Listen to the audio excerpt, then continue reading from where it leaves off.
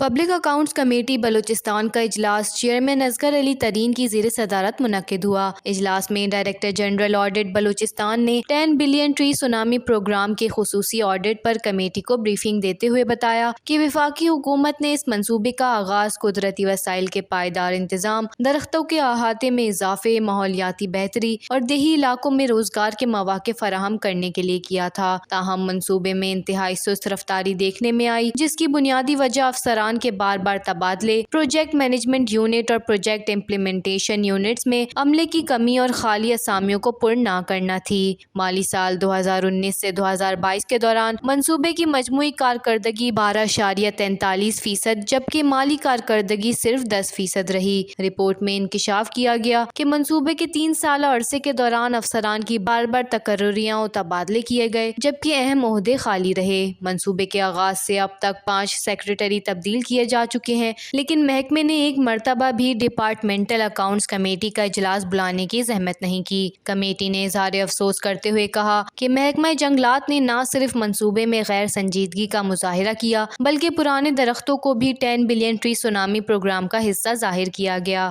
اس خصوصی آڈٹ کے دوران 10 بلین ٹری سونامی پروگرام کے مالی سال 2019 سے 2022، 2020 سے 2021 اور 2021 سے 2022 کے دوران کی بجٹ ریلیز اور اخراجات کی تفصیلات پیش کی گئیں۔ 3 سالہ مجموعی بجٹ 1839 ملین روپے رہا، جس میں سے 1523 ملین روپے خرچ کیے گئے اور 316 ملین روپے کی بچت ظاہر کی گئی، جبکہ فارسٹری بلوچستان کے لیے وفاقی اور صوبائی اجزاء ملا کر 2019 سے 2024 تک 6.735 بلین روپے ریلیز ہوئے، جس میں سے 5.590 بلین خرچ ہوئے ہیں۔ اجلاس میں فیصلہ کیا گیا کہ متعلقہ محکمہ عید سے قبل آڈٹ اعتراضات کے جوابات اور مکمل ریکارڈ پی ایس سی کو فراہم کرے گا اور پبلک اکاؤنٹس کمیٹی اس منصوبے کی فزیکل ویریفیکیشن کرے گی۔ کمیٹی نے یہ بھی سفارش کی کہ منصوبے کے مقررہ ہدف کے حصول کے لیے افسران کے تبادلوں سے گریز کیا جائے اور خالی اسامیوں کو فوری طور پر پر کیا جائے۔